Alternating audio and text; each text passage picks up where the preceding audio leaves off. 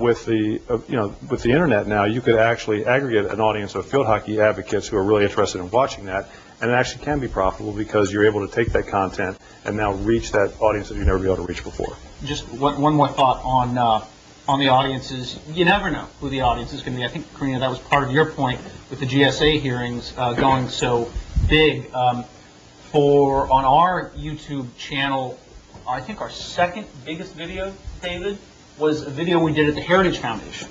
And we are a progressive-leaning channel, and yet we went to cover the Heritage Foundation, and it's gotten 250,000 views. And lots of those are, the majority of those are conservatives. 47 minutes long. Yeah, and we would not have guessed that. We did a video recently, our Top 10 show, where we made reference to Tony Blair and Labour UK doing Labour Vision on YouTube. And I made reference to the first time a head of state is doing a regular thing, and somebody in Britain, correcting me, said, no, the Queen is head of state. Tony Blair, just his minister, and I could hear Helen Mirren. And so you never know. It's really amazing where your audience pops up. I think part of it for us too is we obviously want to have it out there to show what we're doing, but you find new audiences based on what you put out. I mean, we do a podcast from some of the speakers' audio files, and she referenced the Rolling Stones once because she was going to watch a Rolling Stones concert. And that podcast, even though it was with regards to, I think, the budget, ended up being downloaded far too much because it has a Rolling Stones tagging. So that's another element that we didn't really talk about, but the tagging on YouTube videos and the tagging of your sites is incredibly important in terms of people being able to find your... Does everyone? Do you want to just say a bit more about the tagging, or do you want someone else want to say? Because I don't know if that's totally clear what that is. Yeah, I could say something a little bit. Yeah, well, the magic of what you're looking for there. Yeah, well, actually, I think on YouTube it's not as developed yet as it is just because the way that you tag on there, you can only have single words. It's really important, I think, like on blogs, like with Daily Kos, there's some certain tags. I worked at an organization, Walmart Watch. It was a watchdog group. So the way you'd find people blogging on Walmart on Daily Kos is if they use that tag. I think the tagging will be more important with videos. It's actually kind of hard to search on YouTube right now, but I think they're working on that, and I'll make it better. Now you really just find videos by seeing it posted on blogs, or if it happens to wind up on the most popular list. But it's just a little category. It's just a little descriptor and category that you put in there that then allows people to find your video.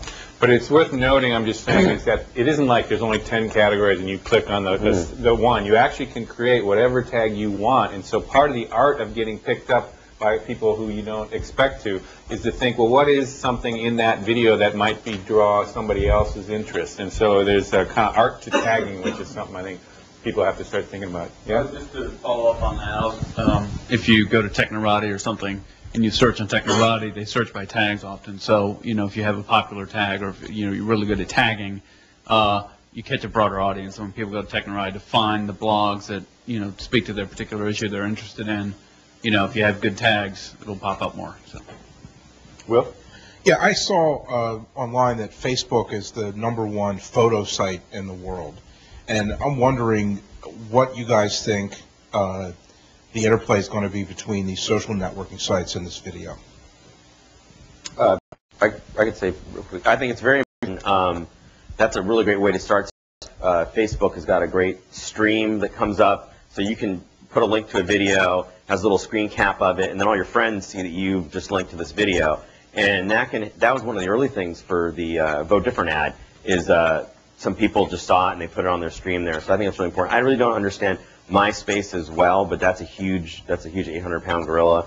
A lot more viewers on there, probably more influential people on Facebook. But yeah, social networks are a huge way to spread things. It's also going to be interesting to see how YouTube continues to try to build out their social networking. That's a lot of what Steve Grove clearly is trying to do with You Choose, and they're building the communities and so forth.